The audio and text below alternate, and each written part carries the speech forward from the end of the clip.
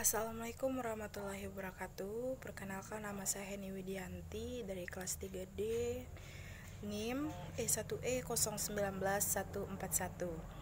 Di sini saya akan menjelaskan tentang perencanaan pendidikan pada abad 21 di Provinsi NTB. Di sini saya akan menjelaskan beberapa poin, yaitu latar belakang, pembahasan, dan terakhir yaitu kesimpulan.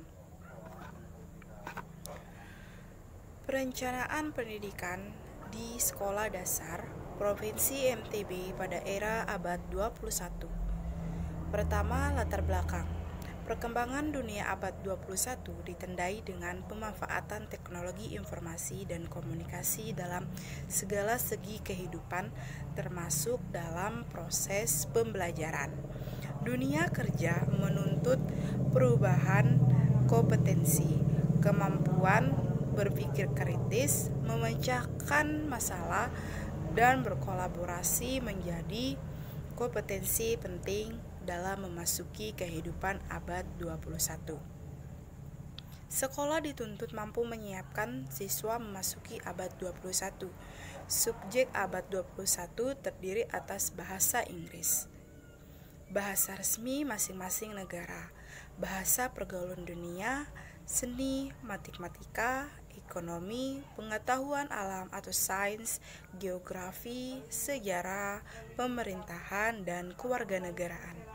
Sedangkan tema abad 21 menyangkut kesadaran global, literasi keuangan, ekonomi, bisnis, dan wirausaha, kesadaran sebagai warga negara, literasi kesehatan, dan literasi lingkungan.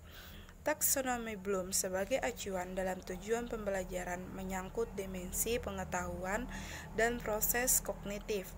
Dimensi pengetahuan mencakup faktual, konseptual, prosedural, dan metakognitif.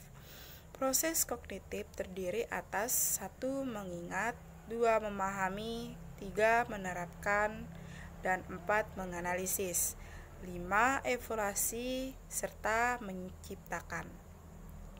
Dimensi pengetahuan dan proses kognitif menjadi landasan dalam merencanakan pelaksanaan dan mengevaluasi pembelajaran, sehingga tersusun strategi pembelajaran abad 20 serta rumusan masalah, yaitu mengaitkan perkembangan pendidikan di Provinsi NTB dengan abad 21 di masa kini.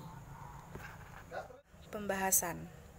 Paradigma pembelajaran abad 21 menekankan kemampuan siswa untuk berpikir kritis, mampu menghubungkan ilmu dengan dunia nyata, menguasai teknologi informasi, komunikasi, dan kolaborasi.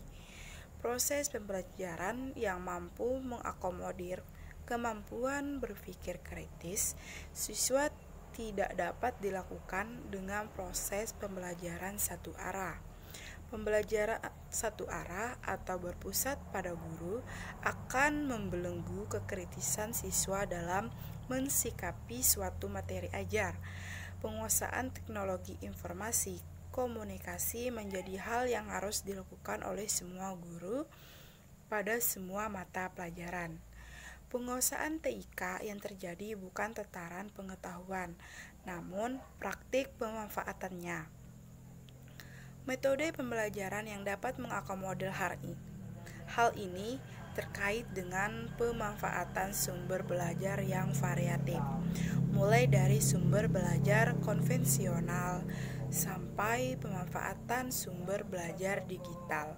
Siswa memanfaatkan sumber-sumber digital baik yang offline ataupun online, membuat produk berbasis TIK baik audio maupun audio visual. Paradigma pembelajaran kolaboratif memfasilitasi siswa berada dalam peran masing-masing, melaksanakannya, dan bertanggung jawab.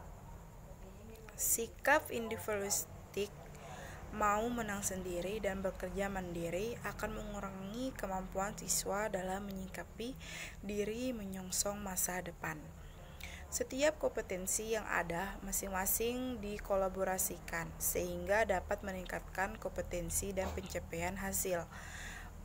Pada pemanfaatan teknologi abad 21 dan mengikuti perkembangan teknologi serta mendapatkan berbagai macam sumber dan media pembelajaran.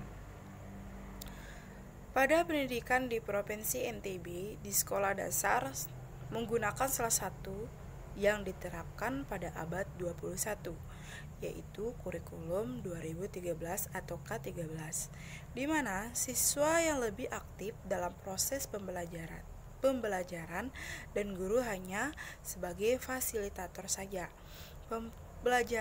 Pembelajaran ini didukung lingkungan pembelajaran yang kolaboratif dan dapat memaksimalkan siswa, didukung dengan visualisasi tingkat tinggi dan penggunaan media sosial visual, serta dapat meningkatkan pemahaman siswa.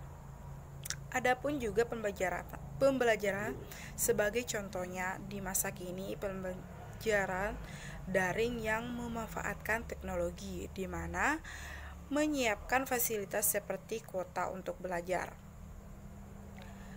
Sebagai akhir dari sebuah proses pembelajaran untuk menyiapkan siswa memiliki kecakapan abad 21 menuntut kesiapan guru dalam merencanakan, melaksanakan, dan mengevaluasi pembelajaran. Guru memegang peran sentral sebagai fasilitator pembelajaran. Siswa difasilitasi berproses menguasai materi ajar dengan berbagai sumber belajar yang dipersiapkan. Guru bertugas mengawal proses berlangsung dalam kerangka penguasaan kompetensi, meskipun pembelajaran berpusat pada siswa. Terakhir, kesimpulan. Perkembangan perekonomian global dan tuntutan dalam dunia kerja mesti disikapi sekolah dalam menyiapkan siswa. Abad 21 menuntut penguasaan berpikir tingkat tinggi, berpikir kritis, menguasai teknologi informasi, mampu berkolaborasi dan komunikatif. Proses mencapai kecakapan tersebut dilakukan dengan memperhatikan taksonomi Bloom yang membagi pengetahuan dalam dua kategori, yaitu dimensi pengetahuan dan dimensi proses kognitif. Dalam konteks sistem pendidikan nasional disarankan untuk melakukan analisis standar kompetensi dan kompetensi dasar masing-masing kelas, sehingga dapat memberikan wadah yang cukup dalam mengintegrasikan pembelajaran dalam beberapa mata pelajaran. Sekian, terima kasih. Wassalamualaikum warahmatullahi wabarakatuh.